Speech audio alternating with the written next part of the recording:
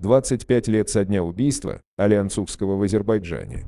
Ровно 25 лет назад в центре, Баку рядом с Малаканским садиком, прогремело несколько выстрелов. Весть об убийстве одного из самых влиятельных людей в Азербайджане, негласного лидера аваров Азербайджана, депутата Милли Меджлиса Али Анцукского, произвела эффект разорвавшейся бомбы. Али Анцукский был лидером аваров Закатала, Нухинского региона Азербайджана, был политической фигурой регионального уровня. В его доме в Белоканах можно было встретить многих лидеров с Северного Кавказа 90-х годов.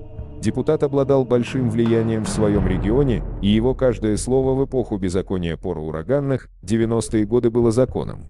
Именно благодаря Али Анцукскому неоднозначная ситуация в одном из самых сложных регионов страны была удержана под жестким контролем, вынуждены признавать в эти дни СМИ Азербайджана, старающиеся обычно замалчивать проблемы неазербайджанского населения страны.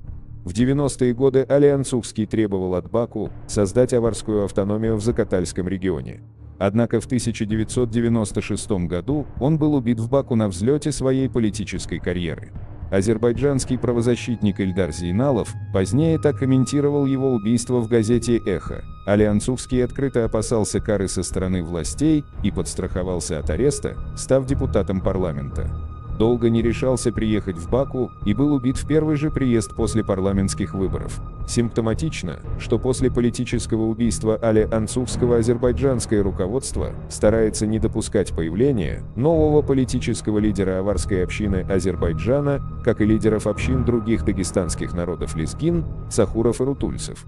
При этом вопросы, которые ставил и решал Али Анцукский, не потеряли своей актуальности и в настоящее время, спустя 25 лет после его гибели. И эти вопросы касаются сохранения аварского, лезгинского, сахурского и рутульского языка, а также создания Аварской и Лезгинской республики.